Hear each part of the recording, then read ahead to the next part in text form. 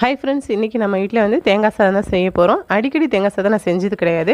இது second time தான் நான் செஞ்சிட்ருக்கேன். தேங்காய் சாதத்துக்கு நான் காலையிலே சோறு நல்லா வடித்து எடுத்து வச்சுட்டேன். கொஞ்சம் விரையாக தான் இருக்கணும். இப்போ நான் தேங்காய்லாம் என்னென்ன சேர்த்தும் பாருங்கள். கடுகு, கருவேப்பிலை, அப்புறம் வந்து பட்டை மிளகாய், இஞ்சி கொஞ்சம் தட்டி போட்டுக்கிட்டேன்.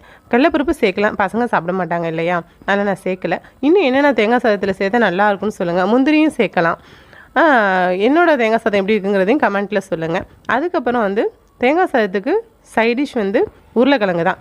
உண்மையிலே அடிச்சிக்கவே முடியாது உருளைக்கிழங்கு. யாருக்கெல்லாம் உருளைக்கிழங்கு பிடிக்கும், மீன் மேக்கர் இதோட வச்சு சாப்பிட பிடிக்கும் சைடிஷ் அப்படின்னு சொல்லிட்டு எனக்கு கமெண்ட்டில் சொல்லுங்கள்.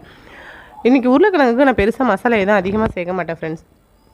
மசாலா வந்து என்ன போடுவேன்னு பார்த்தீங்கன்னாக்கா, நார்மலாக எண்ணெய் ஊற்றி கடுகு கூட தாளிக்க மாட்டேன். பசங்களுக்கு ரொம்ப கடுகு பிடிக்காது. அதனால் வந்து சும்மா நார்மலாக தான் உருளைக்கிழங்கு வந்து செய்வேன். அதில் பூண்டு நல்லா தட்டி போட்டுக்குவேன். உப்பு, மஞ்சத்தூள், மிளகாத்தூள் இது மட்டும் தான் நான் சேர்ப்பேன். இது மட்டும் சேர்த்து நம்ம உருளைக்கிழங்கு இன்றைக்கி ரெடி ஆகிடுச்சு.